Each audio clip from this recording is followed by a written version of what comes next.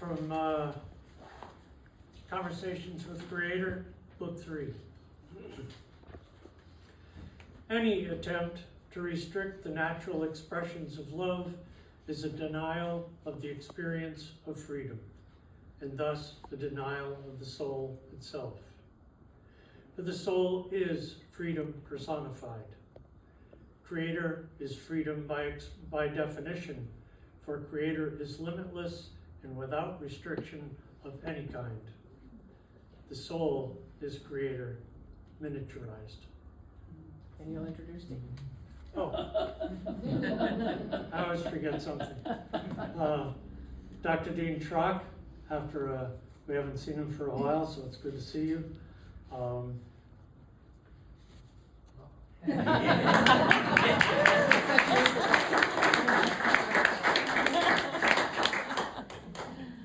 Thank you, Jeff. Jeff is a good friend, and I'm always so pleased when he is willing to do the readings for me. And of course, we love his music. And thank you for the invitation to speak today. So I'm going to talk about freedom from fear.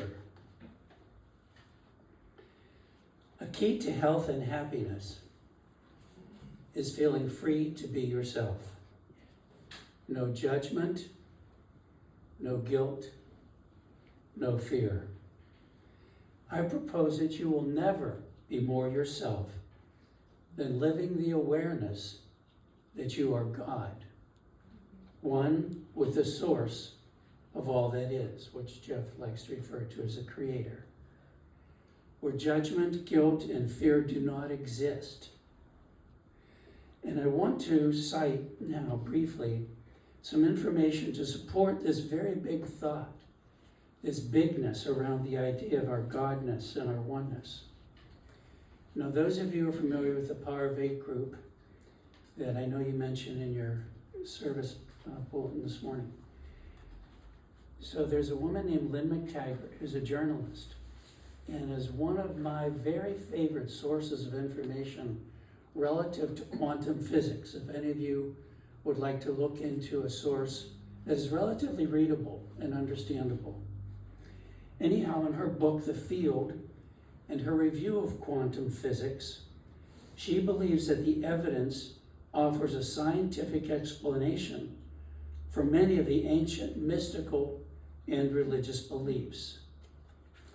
She notes that the pioneers of quantum physics realized that the metaphysical correlations of their research and conclusions, that is, if electrons are connected everywhere at once, this suggests the oneness of the universe that is a belief of all major philosophies and religions. And now I'd like to add a personal story also that I tell, and if any of you are interested, because it's a much bigger, more interesting story, I believe, but for the sake of brevity, I want to tell you about an experience I had 25 years ago, where I was a presenter at a major conference on what had to do with biofeedback and guided imagery, but the topic was self-regulation. The evidence that we have that we can actually self-regulate our bodies, their structure and function. And as part of this, there was a yoga master from Japan who, it's always interesting to me to remember this, and that of all things, he was our speaker over lunch. Because here's Mr. Master Kawakami up there at the podium while we're eating lunch, skewering his neck with these really rather large looking needles. And then further, I'll tell you another story. Anyhow, the point is to show you that he could do this, and there wasn't even any evidence whatsoever. They had just punctured his throat.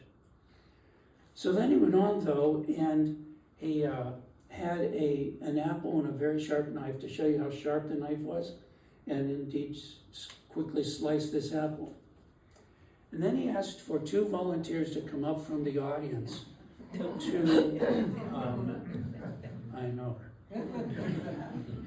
to squeeze his hand around the knife.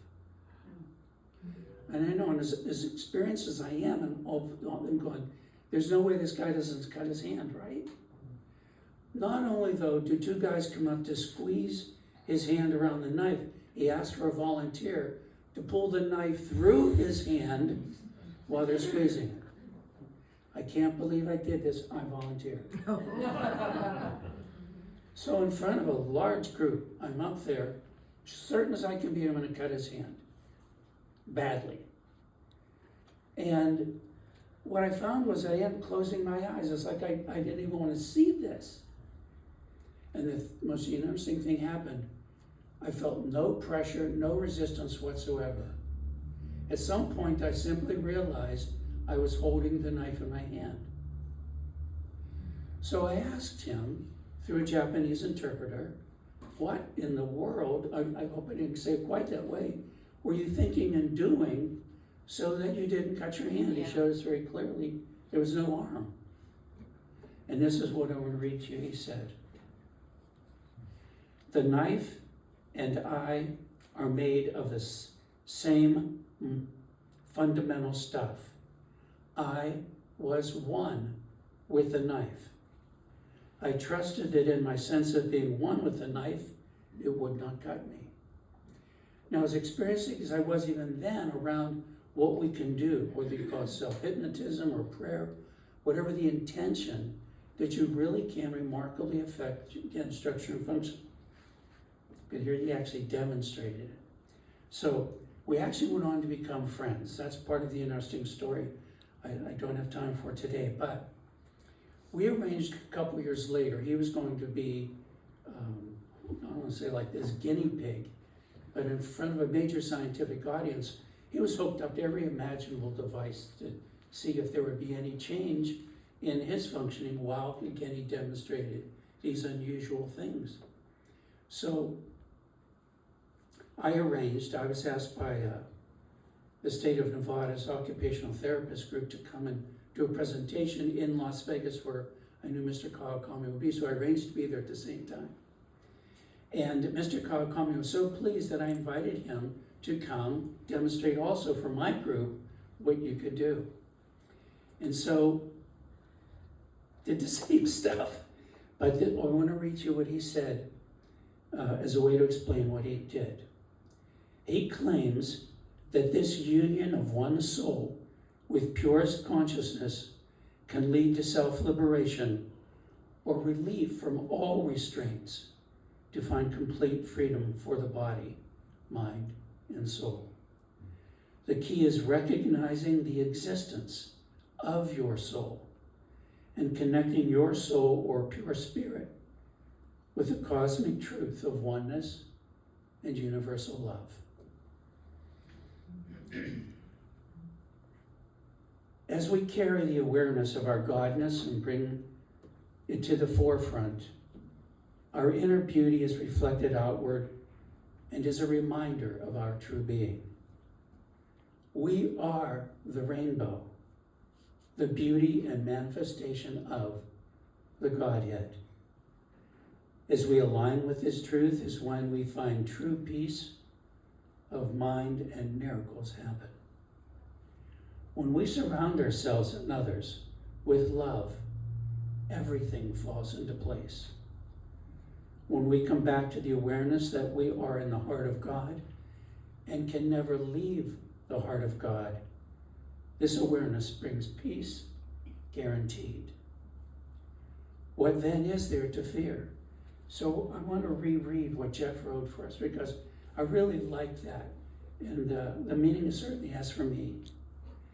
Any attempt to restrict the natural expressions of love is a denial of the experience of freedom, and thus a denial of the soul itself. For the soul is freedom personified.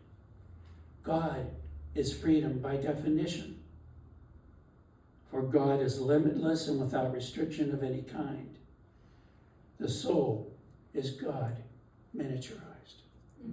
So I think one of the greatest reasons for fear is this not remembering this core eternal truth of who we are. How much more authentic and free can we be than to live the eternal truth of who we are?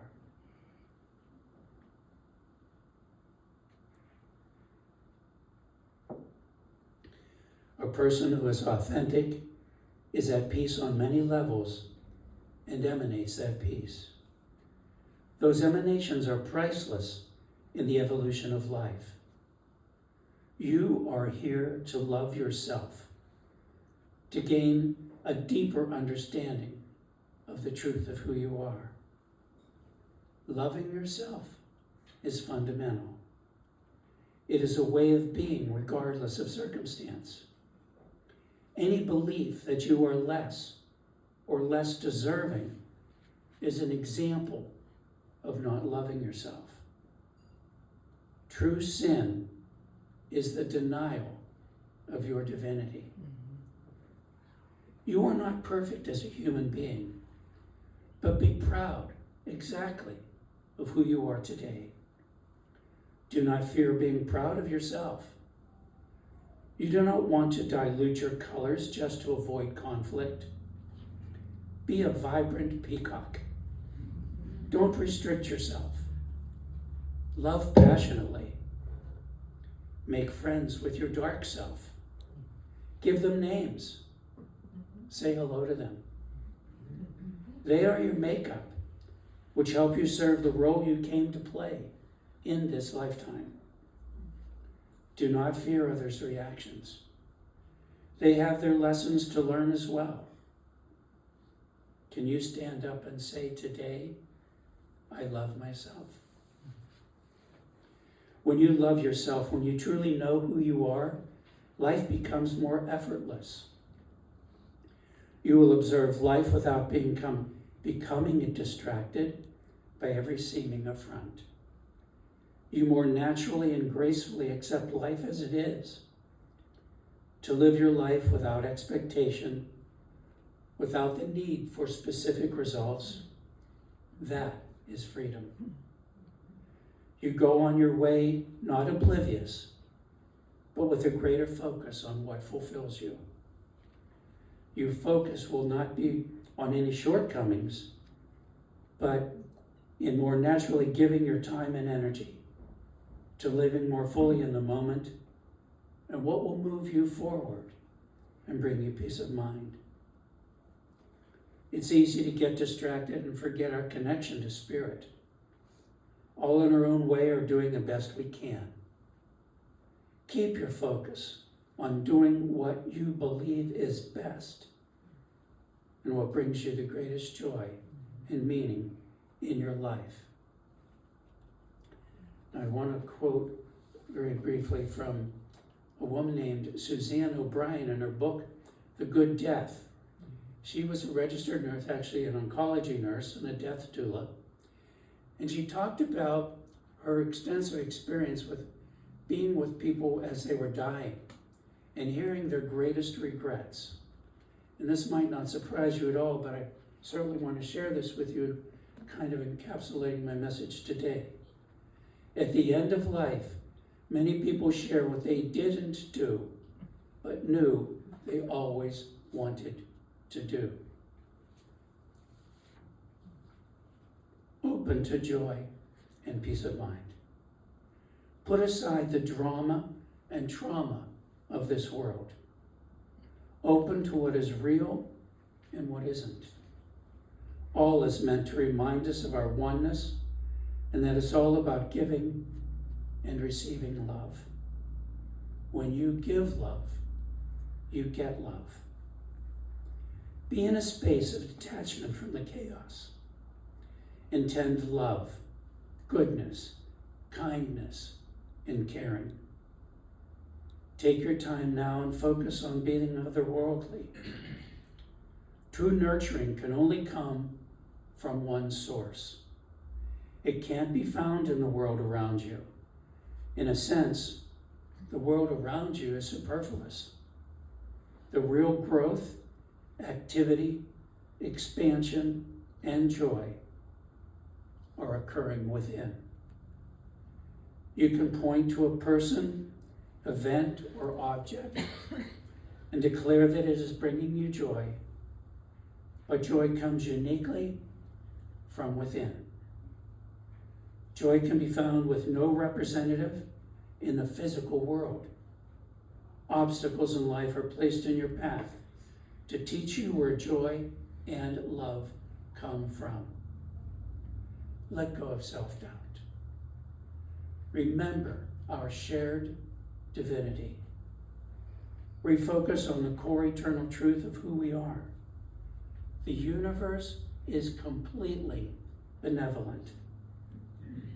Honest to goodness, the deck is 100% stacked in our favor. Align with love and allow well-being to flow. Look forward to all the good that awaits you. Go within and nurture your soul, your inner life. Your desires are God's desires. Do what brings you the greatest joy and meaning in your life. And lastly, freedom by definition is self-determination, ease, unrestricted, natural, to live as we wish. The only real freedom is freedom from fear. Thank you.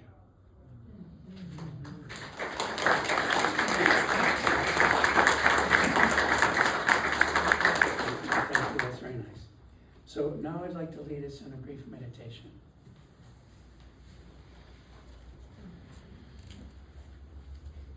I'm okay. You okay? Yeah. Okay.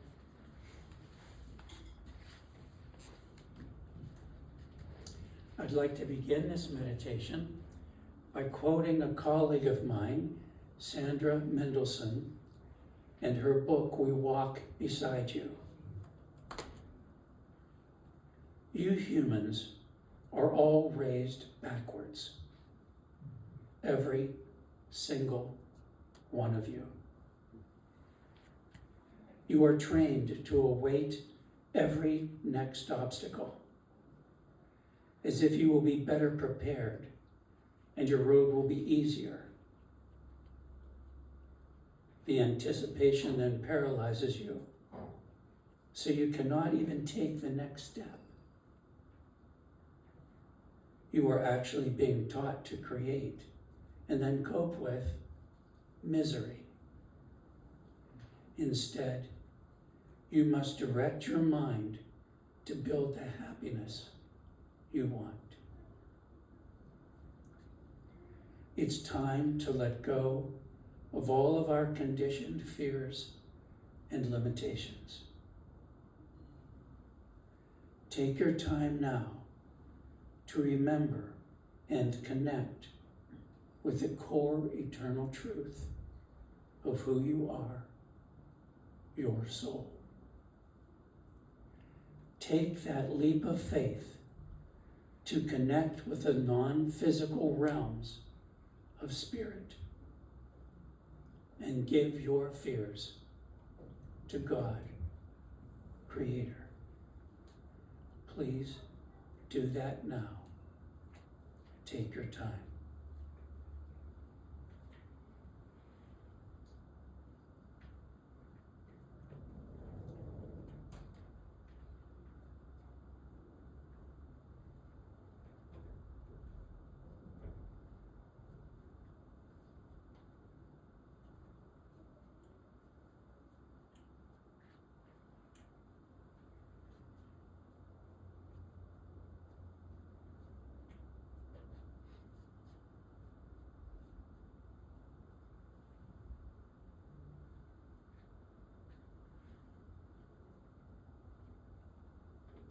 Thank you again.